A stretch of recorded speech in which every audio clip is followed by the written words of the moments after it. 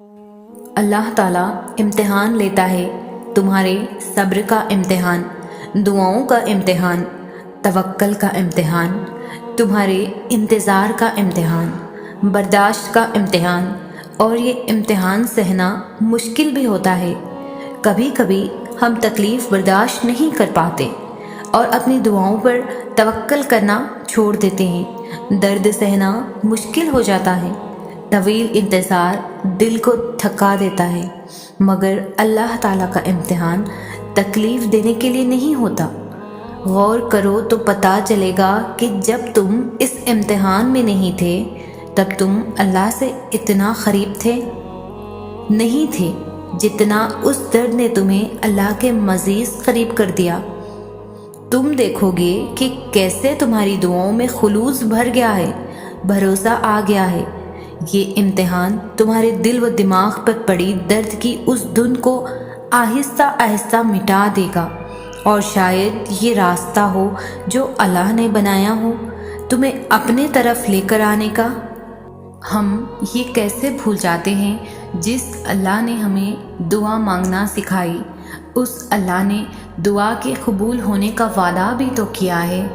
دعا تو مقدر موڑ دیتی ہے، تم بس یقین رکھو اپنی دعاؤں کی قبولیت کا۔ انتظار کرنا مشکل ہے، مگر اس انتظار کے بعد جو اجر تمہارے لیے لکھا گیا ہے وہ تمہاری زندگی بدل دے گا۔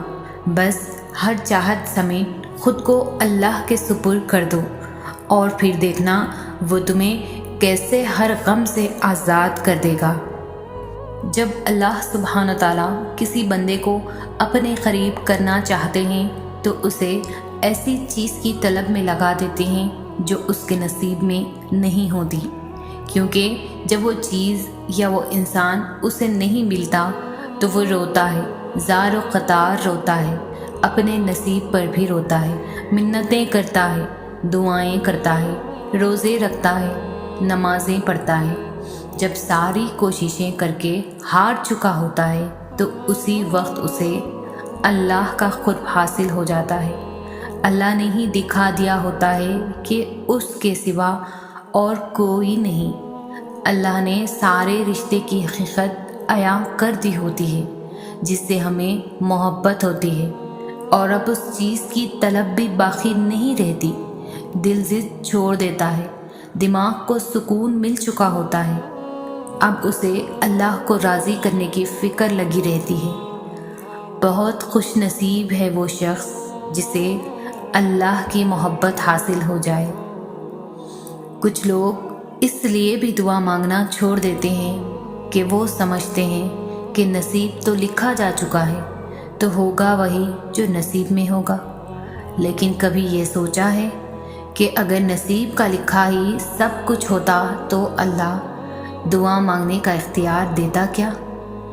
دعا مقدر تو کیا نصیب کے لکھے کو بھی ٹال سکتی ہے۔ ہاں، نصیب لکھا جا چکا ہے، لیکن یقین مانو دعا نصیب کو بدلنے کی بھی طاقت رکھتی ہے۔ دعا تو پہاڑ کو بھی اس کی جگہ سے سرکا سکتی ہے۔ دعا تو دو بچھڑے ہوئے کو ملوا سکتی ہے۔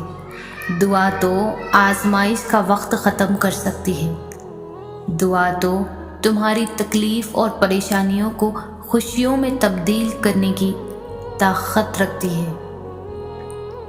اللہ امتحان لیتا ہے تمہارے صبر کا، تمہارے یقین کا، تمہارے توکل کا، تمہارے انتظار کا، تمہارے برداشت کا۔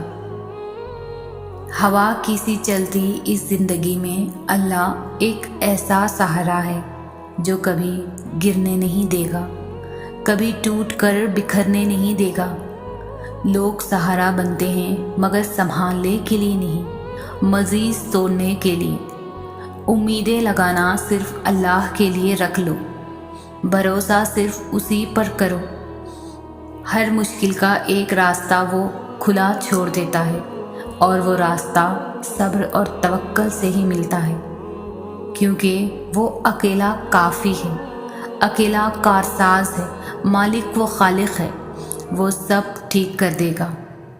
جہاں سر سجدہ ریز ہو، آنکھیں بھیگ جاتی ہو، وہاں پھر کن ہوتے دیر نہیں لگتی۔ یقین رکھو وہ حضرت یونس علیہ السلام کو مچھلی کے پیٹ میں بھی زندہ رکھ سکتا ہے تو تمہیں کیوں نہیں مشکلات سے نکال سکتا؟ وہ تو دینے پر قدرت رکھتا ہے۔ کن کے معجزے اب بھی ہوتے ہیں۔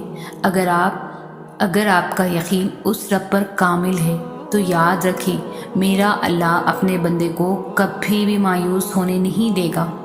جب نہ مانگ کر تمہیں اتنا کچھ مل رہا ہے تو سوچیں، جب مانگیں گے تو وہ تو تمہاری ہر مانگ جو جائز ہو، ان تمام خواہشات کو پورا کرنے پر وہ قادر ہے۔ وہ ہمیں سن بھی رہا ہے اور دلوں کے بھیدوں سے بھی واقف ہے۔ کچھ مل جانا، کچھ کھو دینا، کبھی ہنسنے لگنا تو کبھی رو دینا، کبھی میلوں کا سفر لمحوں میں طے کر دینا اور کبھی لمحوں کا سفر کرتے ہوئے تھک جانا، کبھی وقت کے ساتھ آگے بڑھ جانا اور کبھی ایک حادثے پر رک جانا، کبھی قبولیت کے لیے بار بار آسمان کی طرف دیکھتے رہنا اور کبھی ہار کر سجدے میں گر جانا، کبھی اتنا صبر کرنا کہ ہر شخص کو مات دے جانا تو کبھی ایک لفظ پر بکھر جانا، کبھی ٹھوکریں کھا کر بھی اٹھ جانا تو کبھی ٹکڑوں کو سمیٹتے سمیٹتے ہی سسک اٹھنا۔ اس کا نام ہے زندگی، اور زندگی آپ کو ہر رنگ دکھاتی ہے تاکہ سمجھ جائیں آپ اس کو کس طرح گزارنا ہے۔ ہم سب نے اپنی زندگی میں بہت کچھ کھویا۔ آج ہم جس مقام پر ہیں وہاں تک پہنچنے کے لیے ہم نے بہت سی تکلیفیں برداشت کی۔